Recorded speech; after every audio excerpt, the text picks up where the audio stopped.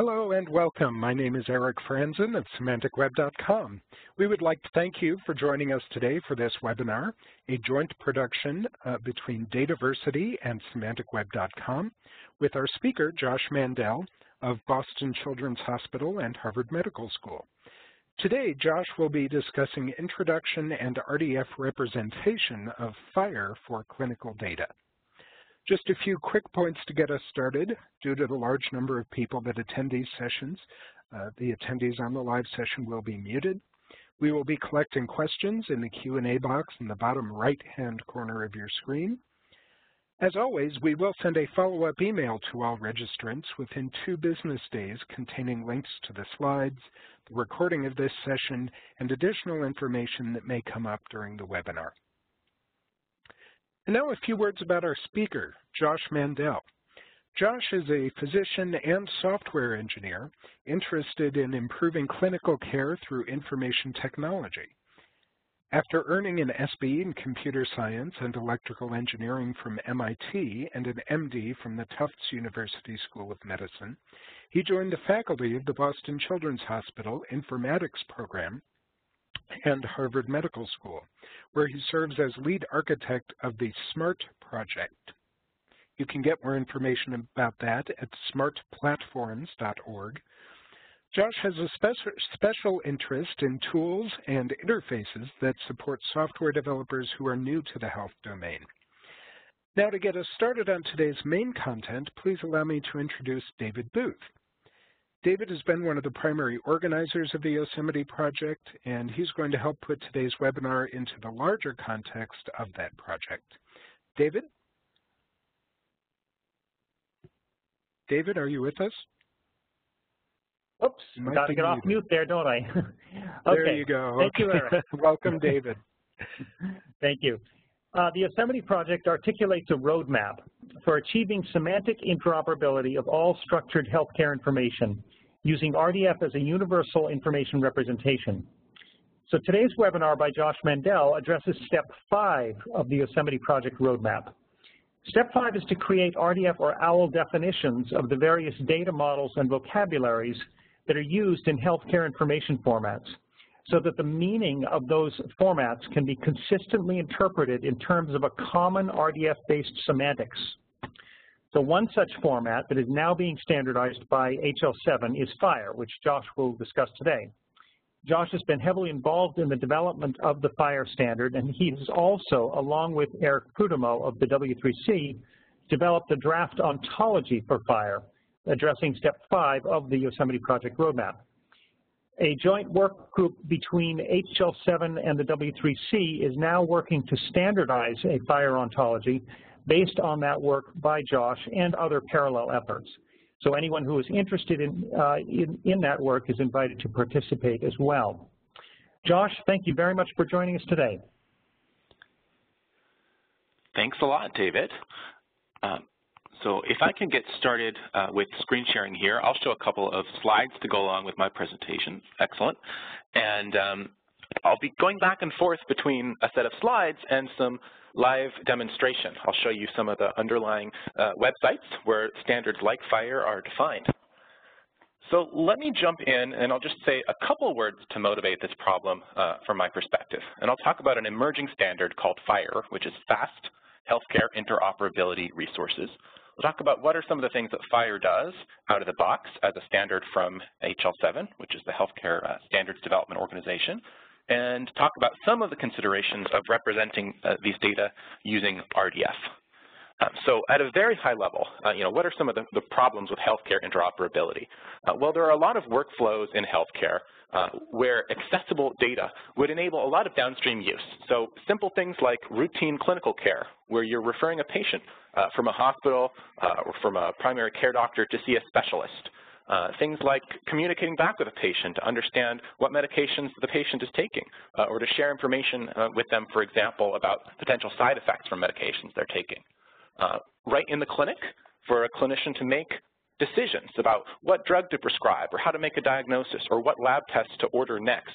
High quality health information flowing back and forth between decision support services, hospitals, clinics, and end user facing tools and applications can really drive a lot of progress here. And then at a high level, we can think about quality improvement.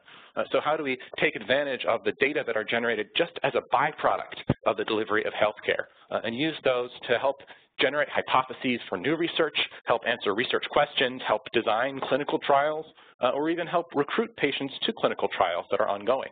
How do you find the appropriate trials for a patient? There are numerous use cases where having high-quality structured clinical data in a standard format would really enable a lot of creative downstream use. So those are just some of the problems that we're thinking about when we talk about these healthcare data flows. And I'll provide an introduction to this emerging standard. Today it is a draft standard from HL7 called FHIR. So I said this is Fast Healthcare Interoperability Resources. And when this standard was designed, the F for fast really had to do with the way in which implementers can get up to speed using these standards and start working with data. And in some ways, FHIR was a reaction to some of the other projects from the healthcare standards development world over the past 10 years or so, which have been a bit more abstract and which have required developers to dig in and learn a lot of underlying infrastructure before they can get started simply reading and writing data. So FHIR is designed with implementers in mind. And if there's one central theme about what FHIR does, it's that the developers who work with healthcare data should be able to come up to speed with these technologies through a set of comprehensive documentation and tools and support that are designed with those developers or implementers in mind. So FHIR is a draft standard from HL7. The first draft of FHIR was published in February of this year, and things look on track for a second draft to come out sometime next spring, so spring of 2015. And FHIR is an open standard, so it's one of the first standards to emerge from HL7 published under an open license, which recently has been set as a Creative Commons 0 license. So it's about as close as you can get to a public domain specification. Anyone can take and use these specifications, build downstream derivatives. There's not even a need to credit HL7 back with the use of those specifications.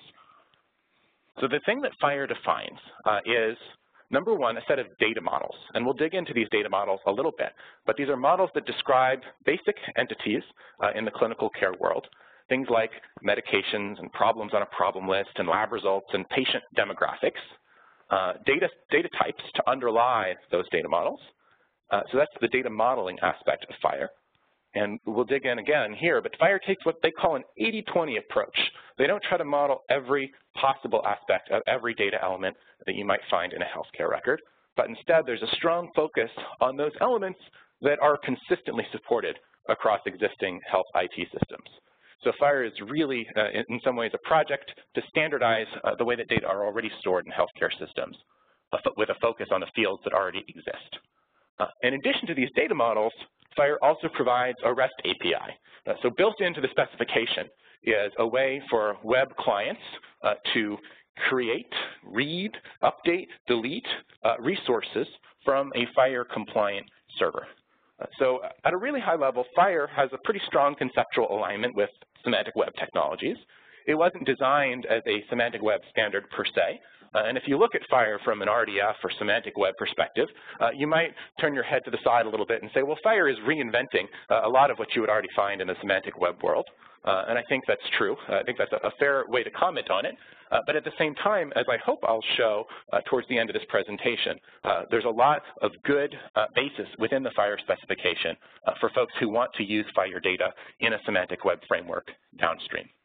So let me dig in and talk first of all about the R in FHIR, which is resources. FHIR takes a resource-oriented approach toward modeling healthcare data. And in general, FHIR defines on the order of 50, and this is a growing number, but the first draft included 50, what FHIR calls atomic resources or atomic structures for data. And the notion is these are divided into buckets. And I'll click on this link and it'll take me to the FHIR specification. The FHIR spec itself is on the web. And if you just Google for the word FHIR, F-H-I-R, it should be the first hit, which if anybody has worked with standards from the HL7 world in the past, you'll notice is a welcome departure rather than having to sign into a website and download a zip file and extract a 600-page PDF. This is a spec that's on the web. It's free. Anyone can see it and use it. And I'll start off just giving you a quick tour of the clinical resources in FHIR. And these are things like problems on a problem list, medications on a medication list, patient demographics, and so forth. So I'll just show you maybe one quick example here so you can get a sense of what the FHIR specification looks like. I'll zoom in so you may be able to actually read what's on the screen. And I'll open up the medication prescription resource just as a sort of illustrative example. So each resource defines a set of properties. So for example, a medication prescription has a date on which it was written. It has a prescriber, so who wrote the prescription. Perhaps it was written in the context of a clinical encounter, so a prescription can link as well to its encounter, and so forth. And each of these elements or fields is linked to a data type. So for example, the date written is a property of the prescription, and it's constrained so that you know the date written is always going to be a date time data type. The specification itself is written as a website, and it has links. So if I want to learn more about this date time data type, right from the patient or from the medication prescription resource, I can click on it, and it will take me to the date time page within the FHIR data type definitions. So that's just a really quick sense of how the resources are laid out and the underlying data types. And I mentioned before, there's about 50 of these resources in all. They're divided into these clinical resources, some administrative resources, which include things like healthcare providers, which are described in the practitioner resource, or like hospitals or floors within the hospital, which can be modeled as organizations and locations within those organizations. So those are the FHIR administrative resources.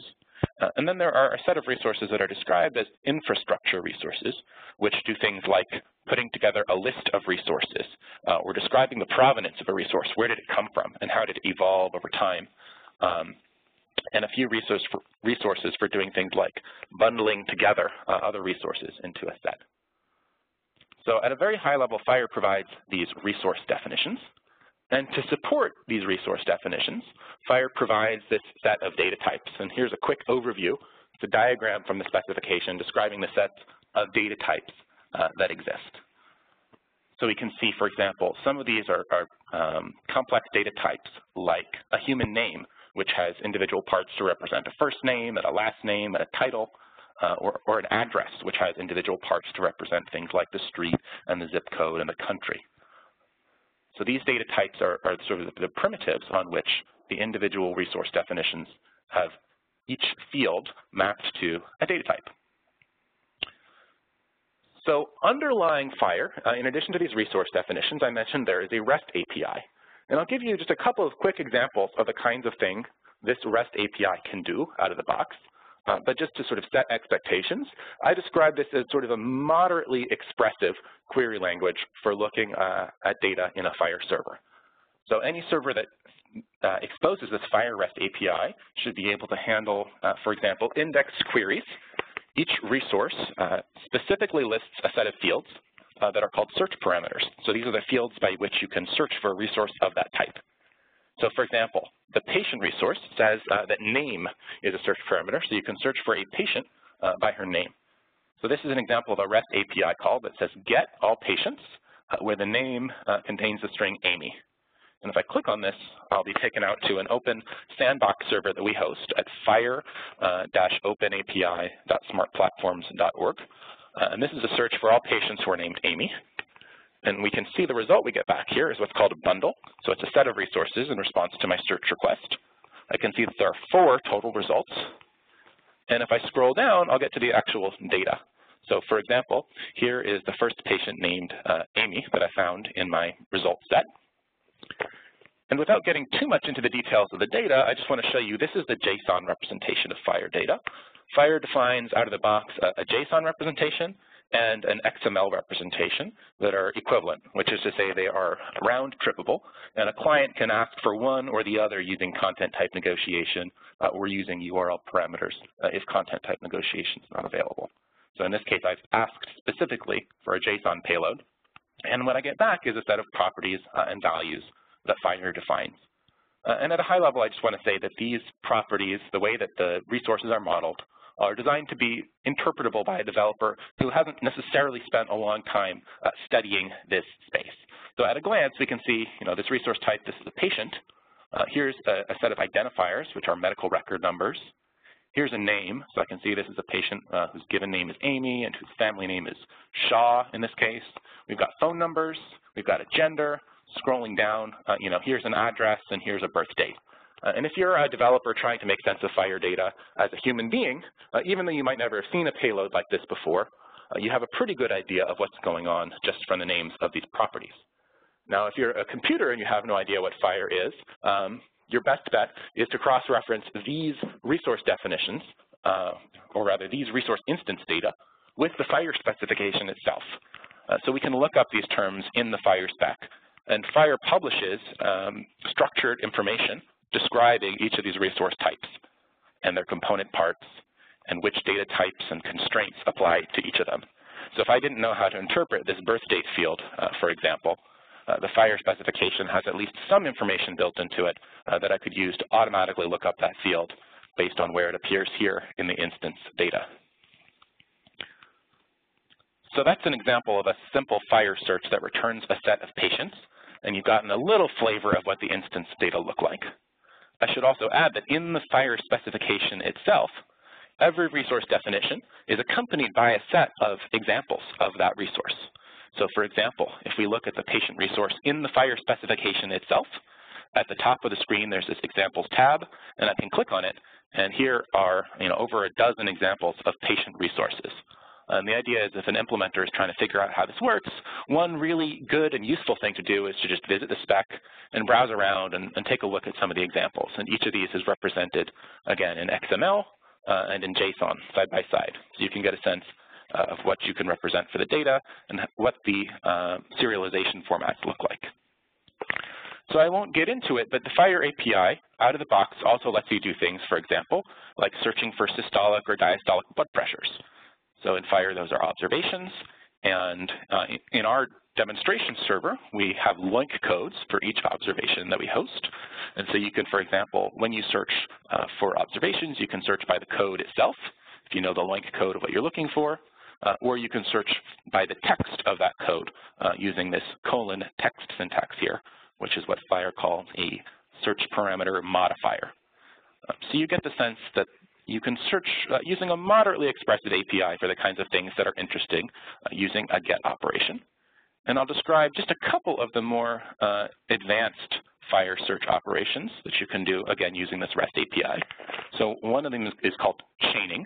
And this lets you, for example, search for resources of one type based on properties of the resources that they are linked to.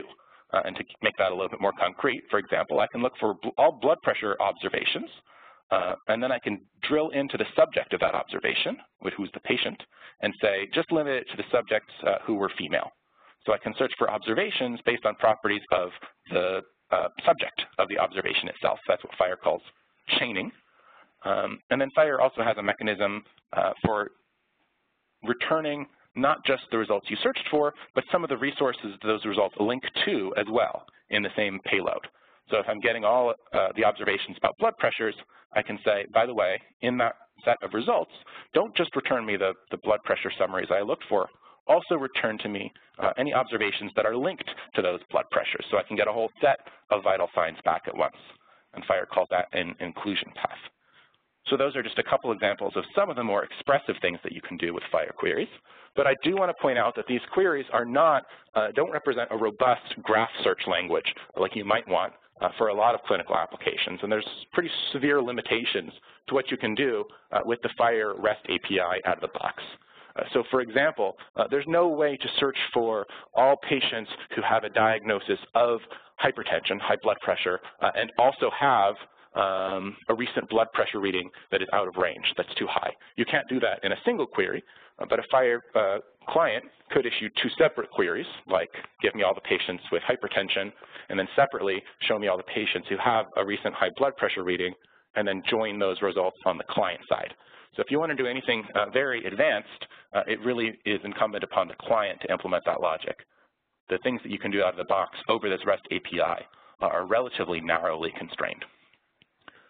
So that's a quick view of the resources, of the APIs behind them, and I want to say just a little bit about what I would call the meta components of FHIR. So built into FHIR itself is a kind of a modeling language that's used to define all the resources within FHIR. And the way that FHIR does this is through a resource, and that's why it's meta. FHIR has a resource that's used to define other resources, and this is called the profile resource. And so these profiles can be used, number one, to define new structures like medication prescriptions or patient demographics or practitioner information. And they can also be used to put constraints on resources. And this is an important point for semantic interoperability because FHIR is designed as an international standard. It lays down some very broad ground rules about how to write down clinical data, but it doesn't usually do things, for example, like locking down which vocabularies should be used in a particular slot. So for example, in my medication list, FHIR just says that there's a coded set of medication substances in that list. But to use these APIs or to use these resource definitions in the context of meaningful use medication record exchange in the United States, we need additional constraints, for example, that lock down those vocabularies to say, when we get a medication on a patient's medication list, it will be coded with an RX norm code. And for example, the FHIR specification itself might leave a field optional, but you might want to lock it down for a particular use case and say, sure, but when we're exposing a medication list for United States meaningful use, the prescriber always has to be present. We can't leave that element out. And so profiles can be used to apply those constraints, to lock down vocabularies, and to ensure that optional elements must be present in cases where they're needed. The profiling is sort of a meta resource that can be used to constrain how these other resources are used. And another meta resource is value set. So you don't need to define any value set instances just to write down patient data. So I could say, Josh is taking the following medications, and I could list them one by one. Each one has a code. But if you're interested, for example, in listing all the possible medication codes that a system knows about, you could do that kind of thing using a value set. And so FHIR has this built-in notion of how to express a set of codes, which can be hierarchically defined or could just be a simple list. And I'll just show you an example of one of these value sets from the specification itself. So this is a simple example of a value set representing all the cholesterol laboratory tests in LOINC that are done on serum, on the serum component of blood.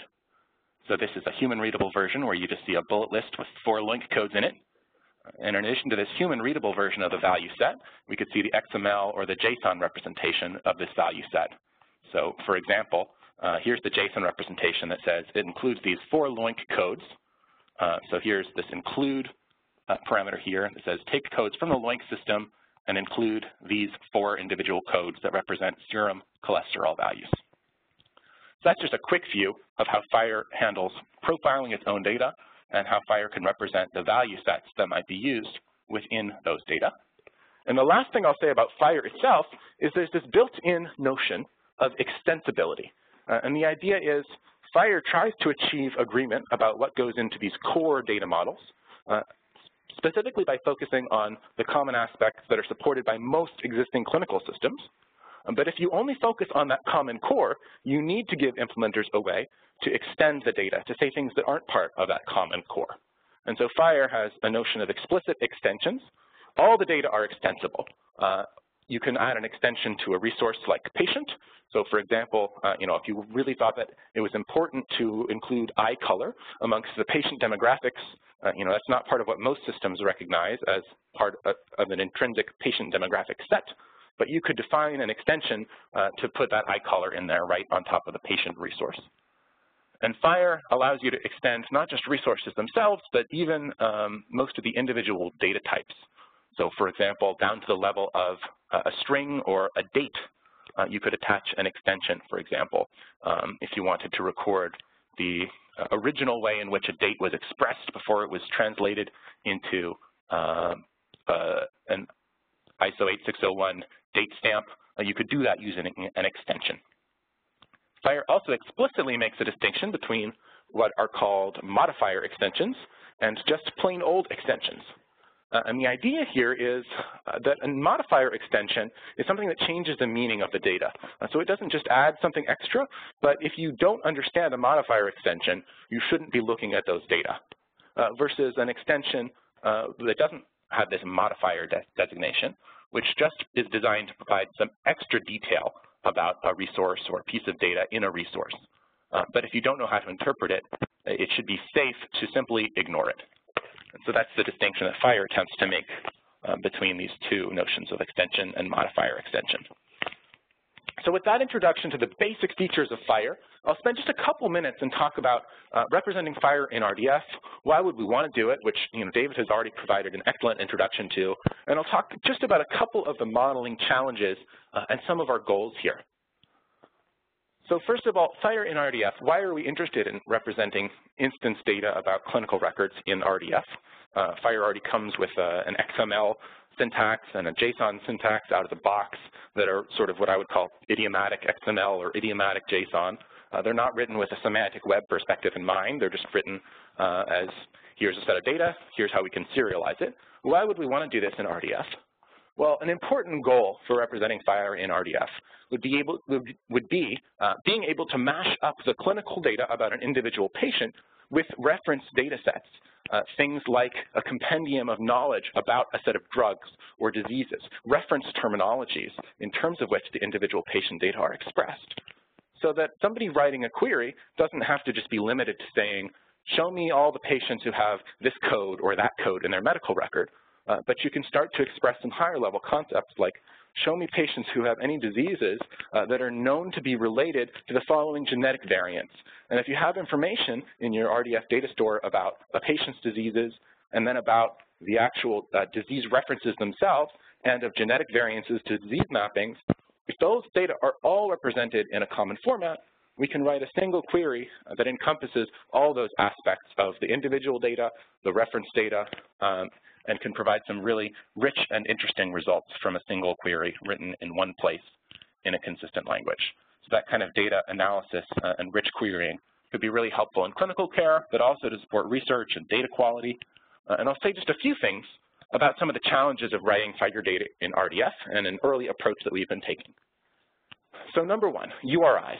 URIs are clearly a central and important tenet of the way that data are expressed in RDF. FHIR has this concept of what FHIR calls a coding, which sort of corresponds to what RDF might think of as a URI. And so in particular, a FHIR coding is a thing with a system, like for example, loink.org might identify the system of coding. A coding has a code, which would be the individual code within that system, and then optionally a display name that describes what this coding is all about. So in FHIR, you might say loink code 552844 is represented like the XML snippet you see on the screen here with these three individual parts. And in general, you might think of representing that as one URI in RDF, and that then has a label which corresponds to what we see here, this blood pressure, systolic and diastolic string describing what it's all about.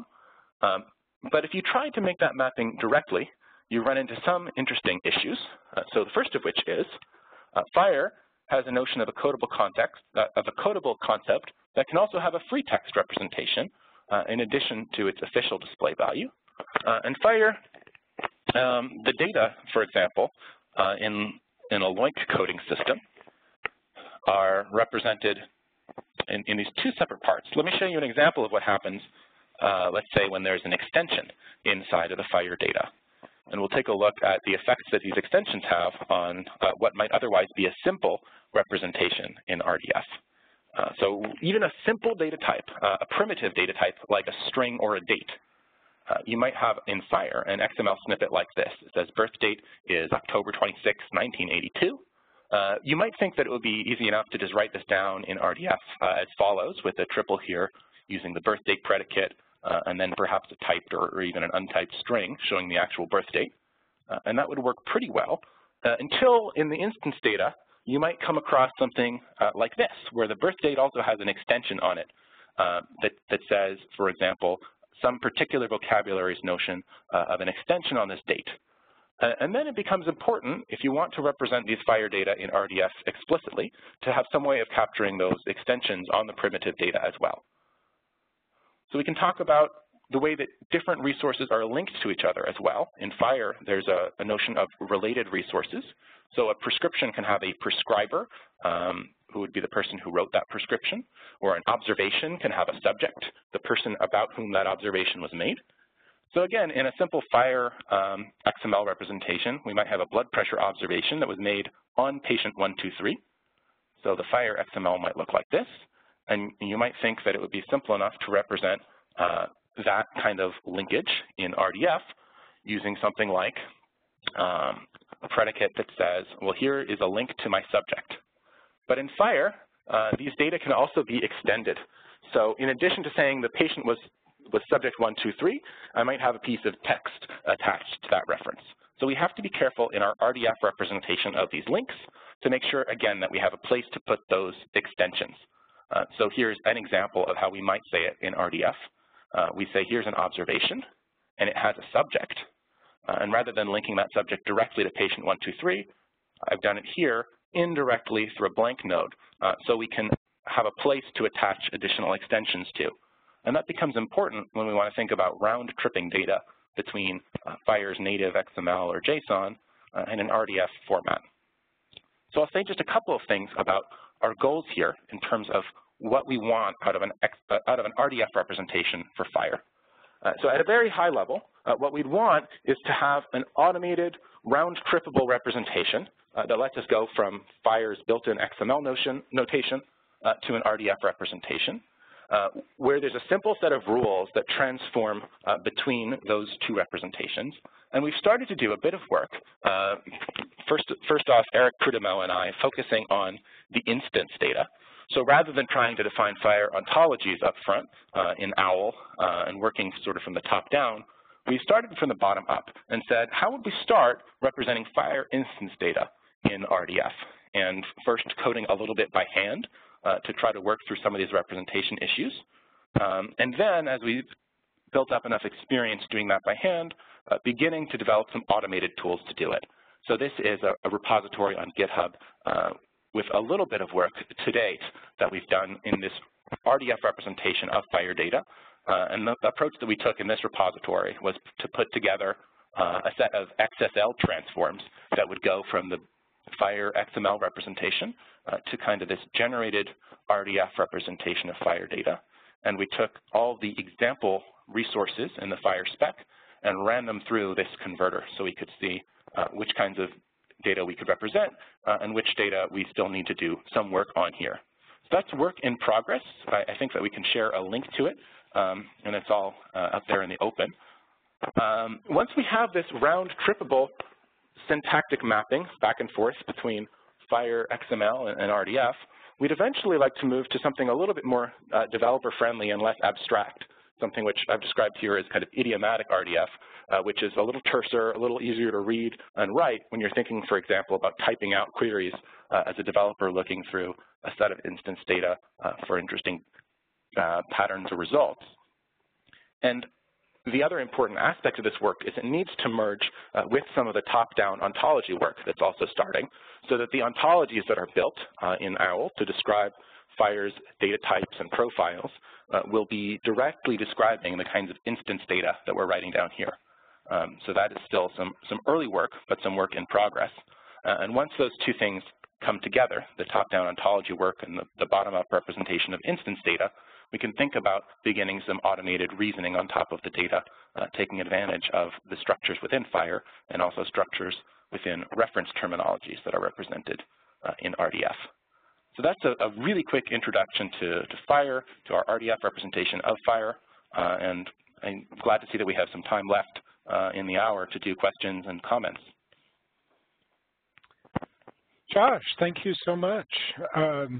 I'm going to open up the invitation again to attendees to type those questions into the Q&A box. We do have a few in there, so we'll get started with those. Have you considered broadening the list of problems, going back to your very first slide, to include workflows for health insurance enrollment and adjudication? I know that's outside the scope of FHIR, but maybe you and or David could comment a bit on how that might play in. Yeah, I'll make just a quick comment to start, which is to say that within the first draft of FHIR, which is what I've shown you here today, there is not much in that direction, but already in the queue for the second draft, there are a new set of resources describing insurance coverage and claims. So certainly within the HL7 community, those kinds of workflows are very much within scope. And if you visit the FHIR spec today, I didn't point it out, but I can show you where this lives in the spec. There's a link to what's called the continuous integration build. So if I do a Google search for FHIR, I'll find the FHIR spec. And then from the top of that specification page, there's a link to the continuous integration build. And here you can see the resources that are slotted as draft candidate material for the second draft of FHIR, which again, we expect will come out in the spring of 2015. So on the resource list here, if I scroll down, there's a new category of resources, which is called financial resources. These are a work in progress. I'm not intimately familiar with them yet, but if this is a domain that's interesting to you, I would encourage you to take a look through the resources that are defined so far in this set of financial resources, and think about providing feedback to the community, because again, this is some pretty early work in progress. The next question is a follow-on to that one, and I didn't see on the screen there if this was in there. Would you consider expanding your flows for care coordination, disease management, and utilization management? Yeah, so again, I think the high-level comment to make is that FHIR is a community process, and I haven't said much about the community, but it's developed as an open process within the HL7 standards development world, but there are active and public implementers mailing lists and a Skype chat where new ideas are brought to the table, and folks will propose new resources to be added to the set. So the first high-level comment to make is if there's a domain that's interesting to you that's not represented in FHIR today, there is an open community which would be interested in hearing your ideas. And it's certainly a do-ocracy, which is to say that the folks in the community who are willing to spend time implementing and developing this work are certainly heard. And that's really when I joined the community a year ago. I had a very good experience because I saw a lot of things that were in the spec that I liked, and I also saw a lot of things that I didn't like. And I found that by getting involved, I was certainly able to make a difference. A quick comment specifically around care coordination is probably the best thing I can point to is a resource that's currently being defined called the Care Plan. And you can get a sense from this continuous integration server of how actively it's being developed, because we can see Care Plan and Care Plan 2, which are both currently in the mix here. So you can see a couple of candidate designs that are being compared, and there's some work right now going on to try to make sure that these care plans, as well as clinical assessments that are linked to these care plans, can be bundled together to describe higher level workflows. All right. Our next question comes from someone who says they're just getting introduced to FHIR. What is the difference between a codable concept and a resource instance, for example, a disease or condition instance? Cool. So let me see if I can first describe this and then also show it by example. So a resource instance is a piece of data about a patient. And so, for example, Josh's problem list, that would be a part of my medical record, and it would have a list of problems on it. Each problem would be what FHIR calls a condition. And so if you look at what's in this condition resource, I think this should help answer the question. So a condition, an instance of the condition resource would say something like, subject, Josh. It would have an onset date to describe when the problem started, and it might say, here's this key information here, the code, which describes what is the problem itself. So this code might be the code for a migraine headache, and the onset date might be 2012, and that would mean that Josh had this problem of migraine headaches, which started in 2012. So the code itself, the thing that says migraine headaches, if we look at the data type of that code, that's what FHIR calls a codable concept. And when I click on this, I can get more information about what a codable concept is. And very simply, it can be a text description of the problem, like it could literally be the string migraine headache, or for better quality structured data, it can have a list of what are called codings. And this would be, for example, each of these codings would be like a SNOMED concept. And again, I can click on this word coding here to drill in and say, okay, here's how an individual SNOMED concept would be represented. There would be a coding system, which would be like SNOMED. There would be a code, which would be like an 8-digit number representing the actual SNOMED concept ID, and then optionally a display name showing what SNOMED's official title for that concept was. So I hope that helps make the distinction between the codable concept, which represents like a vocabulary item, and the resource instance itself, which represents a statement about a patient like Josh. Great. This next one says, apologies, I'm trying to scroll to read it.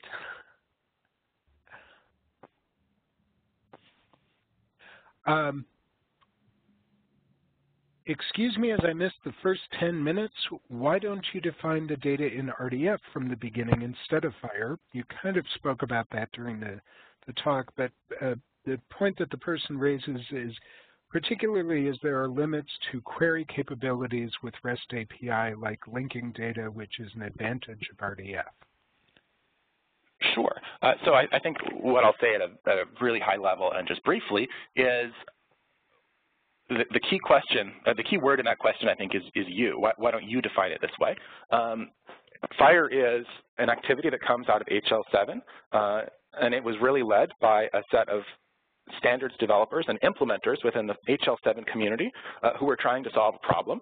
And they looked around at the web, and they looked around at similar kinds of APIs to solve similar kinds of problems from the consumer API space, from the project management API space, from vendor relation management or consumer relation management software. And they looked at a set of patterns, which were to say, model the data using simple XML or JSON representations of resources and a CRUD API on top. They recognized that as a pretty common pattern out there on the web, and they said, you know, let's stop reinventing stuff in healthcare. Let's just use that pattern. So it really came, the history of the project was not a semantic web history. And to ask the question, why wasn't RDF used, is a difficult one, because the community of people who put FHIR together, you know, simply weren't coming from that background. From my perspective, my strong interest is in figuring out how can we use FHIR with RDF, and how can we use FHIR in the semantic web world, given that it is, you know, an existing standard that's in the works from the healthcare community, and that it improves in a lot of ways on some of the older ways of representing healthcare data, which were quite abstract and hard to reason about. All right, a very specific question here about a resource. I have found the downloads which contain the schemas for the resources. Is there a file which includes the categories with the resources? For example, clinical.general.allergy intolerance. It's a good question. I don't know the answer off the top of my head. I think not. I think that those categories are more of a publication artifact, but I don't know, so I won't say for sure. One comment that I will make, just for others who are following along, is in the FHIR specification itself, on the implementation page, there's this downloads button, which takes you to those schema downloads. I do just want to very quickly say the schema that are included in this download package don't say everything that there is to say about these FHIR resources. They basically are limited to what XML schema can do, so they're not a complete representation of all the aspects of these resources. If you're really interested in a complete representation, it's also worth looking at what FHIR calls the profiles. And so if you download this FHIR specification link itself, this includes a set of XML files, which are the FHIR profiles, and those include the complete information and all the metadata about these FHIR resources, some of which may be omitted from the simpler XML schema representations. All right, next question. Josh, how will you include ISO IDMP standard on controlled vocabularies? That is a hard question for me because I don't know what they are. Okay, that is a fair answer. Next question, is the intent to have the FHIR ontologies and RDF representations become part of the HL7 FHIR standard? That's a great question. From my perspective, my intent is to have them work. And the first onus on the community, I think, is to show that they do work, that they can be round-tripped back and forth between existing FHIR representations, and that they can be used to do valuable stuff downstream. My personal interest in including them in the standard is relatively limited. I would see value in that, in particular, if we thought that there were communities outside of ours who were interested in using these data in RDF, and if we were interested in being able to publish those kinds of tools through the HL7 publication process so they could be downloaded right along the FHIR spec itself. So I would say that eventually, yes, there may be interest in bringing that representation back into the standard. But up front, I think the important thing is to make it work without tightly coupling it to the standards development process. And then once it does work, think about folding it back in. And this is David. In the work group between HL7 and W3C, the joint work group that is working on this now, the hope, I think, is to have it eventually become a part of the standard, but it would not be a part that anyone would be obligated to use. Just as the XML and RDF serializations are, you can choose what serialization you want. You're not required to use one or the other. An RDF representation, again, would be something that would be completely optional. At least that's what we're anticipating. So, thanks. Okay. Our next question is a comment, but it seems to beg a response. So the comment is, it seems the FHIR does not use OID that much, object identifiers. That is a comment. Let's see. A really quick response is, yes, that's right. And I can say from my experience working with other healthcare standards that do make extensive use of object identifiers, they tend to be pretty opaque from the implementer's perspective. You might look at that as an advantage, depending on where you come from. But I've seen, for example, in many instances, object IDs just copied and pasted between example code and production templates for generating XML representations of the clinical document architecture, for example. And since developers look at those OIDs and just see a bunch of numbers strung together, they don't understand what they mean. They tend to copy and paste things like example OIDs and then stick them in production code.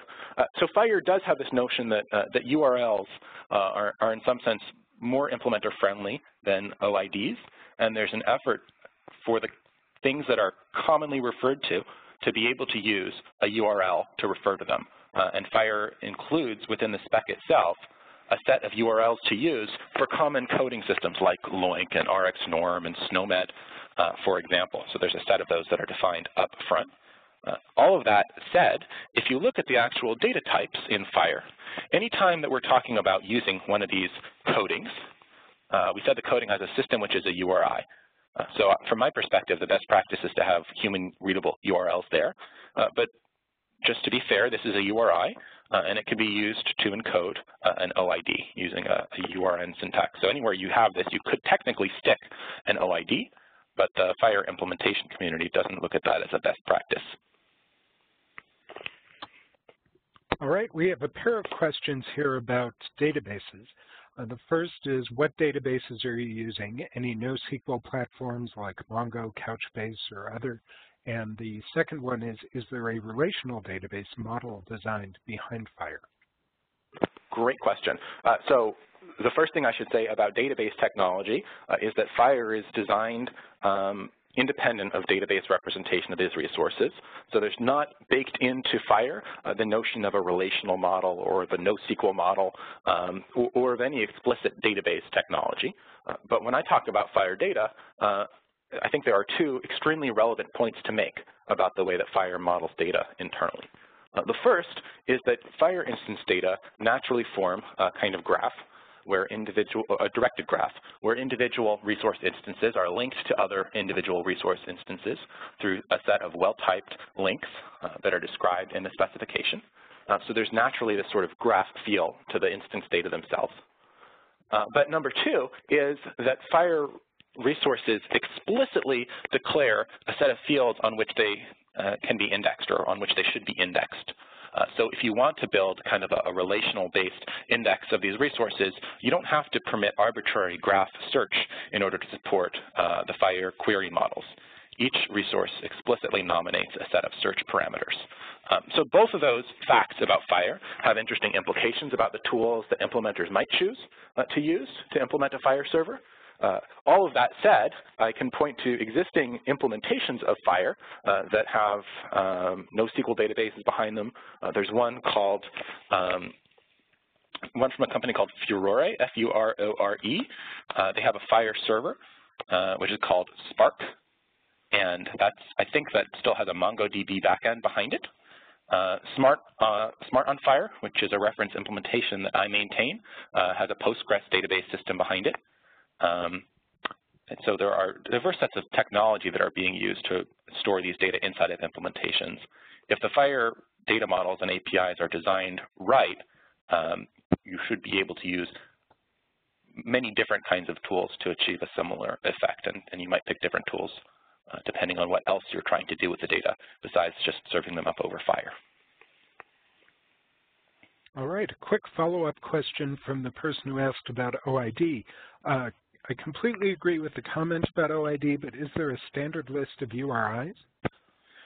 Yes, and I alluded to it, and I didn't show it to you. That wasn't very nice of me. I don't know exactly where it lives in the spec, so let me search for it in the background here, and I'll pull it up if I find it. Sounds good. I found it. That was pretty quick. Okay. So it lives at the Terminology Systems page. And so FHIR does come with this sort of bootstrap list of known code systems. So I think if you Google for this in quotes, known code systems and FHIR, you should find it. And on that page, you see, for example, there's codes for things like SNOMED and LOINC and units of measure and ICD-9 and ICD-10. It's not a comprehensive list, but the idea is we should be able to capture these best practices in one place. Wonderful. Last call for questions. We don't have any more in the queue, so I'll start wrapping things up here. If you do have a last-minute question, drop it in there fast. Josh Mandel, thank you so much for this great presentation and Q&A. David Booth, thanks once again for joining us and for helping to coordinate this series on the Yosemite project.